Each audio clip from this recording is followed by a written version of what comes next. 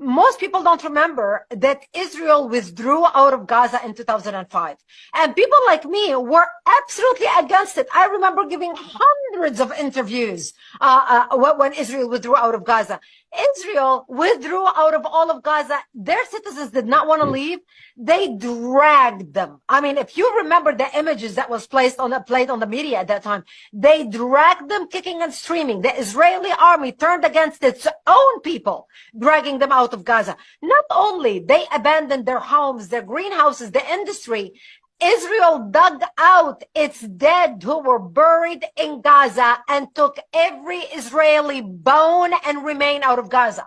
So by 2005, there wasn't even any Jew alive or dead. Even dead Jewish bones were dug out of the graves because the Israelis did not know how the Palestinians are going to react. They get an idea. You and I know what Muslims do to cemeteries of Christians, breaking the crosses, digging the bodies out. They did the same thing in Lebanon to us, and so they do it to the Jews. So that's why Israel withdrew them all out and gave Gaza to Hamas and said, here, you take it, you manage it. They left them the greenhouses. Look, Israel used to import so many of the world vegetables, tomatoes, flowers. 50 million flowers were exported out of Gaza annually when Israel ruled Gaza. So Israel withdrawal out of Gaza, they leave all the greenhouses to the Palestinians. And I know a Jewish businessman in New York, a lefty, with all good heart, raised $14 million and gave the Palestinians $14 million because he wanted them to start fresh and have the money to grow and have the capital to grow their industry and continue to prosper. The Palestinians, within 24 hours of the Israeli withdrawal, not only burned 125 synagogues within 25 hours, they destroyed the greenhouses. Not just destroyed the greenhouses, they stole the copper out of the pipes and the faucets. They destroyed them. These people shoot themselves in the foot.